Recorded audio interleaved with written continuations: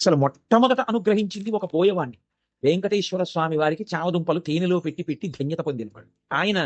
ఒక రోజున చామదుంపలన్నిటినీ ఉడికించి మెత్తగా అయిపోయాయని చూసి తేనె పట్టుకొచ్చి దోణిలో పోయివే పట్టుకెడతాను వెంకటేశ్వరుడికి అన్నాడు. ఆవిడ చూసింది తేనె అయిపోయిందండి భార్య. ఆయన అన్నాడు, రా మన ఇద్దరం వెళ్ళి తేనె పట్టుకొద్దాం. పట్టి కొడుకుని పిలిచి అన్నాడు, రే నువ్వు ఈ చామదుంపలు జాగ్రత్తగా చూస్తుండు, నేను అమ్మ వెళ్ళి తేనె పట్టుకొస్తాను. అలాగే నాన్నగారండి అన్నాడు. వాడు కూర్చున్నాడు. బోయవాడు భార్య పక్కన ఉన్న అరణ్యంలోకి వెళ్ళారు తేనె కోసం. తేనె పట్టుకుని వచ్చాడు ఆయన. ఆయన వెంకటేశ్వరుడితో కలిసి తింటాడు.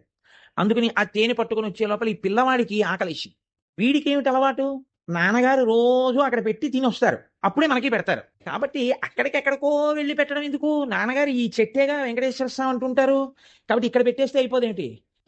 ఈ పిల్లవాడు నమ్మాడు, ఉన్నాడు అక్కడ ఈశ్వరుడని. తినేశాడు చెట్టు రూపంలో ఈశ్వరుడు. తినేస్తే తండ్రి వచ్చాడు, వీడు మిగిలినవి తినేశాడు. స్వామికి పెడితే తినేచ్చుగా, తినేశాడు వాడు. తండ్రి వచ్చాడు, ఏవిరా చామదుంపలు అన్నాడు.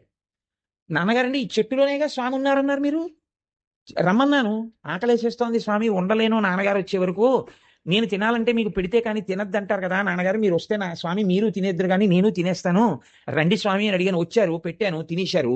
తండ్రికి ఎక్కడ లేని కోపం వచ్చింది. చెట్టుకు పెట్టావా, తిన్నాడా వెంకటేశ్వరుడు? ఆయన అమాయకత్వం ఆయింది. ఎంత పనిచేశావురా అని ఆ చేతిలో కత్తి ఒకటి పట్టుకుని వెళ్ళాడు ఆయన.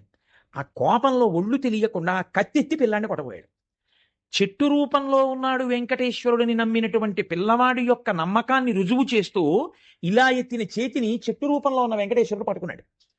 ఎవరు పట్టుకున్నారో చెయ్యని వెనక్కి తిరిగి చూశాడు. చతుర్భుజుడైనటువంటి స్వామి పట్టుకున్నారు అతని చేతిని.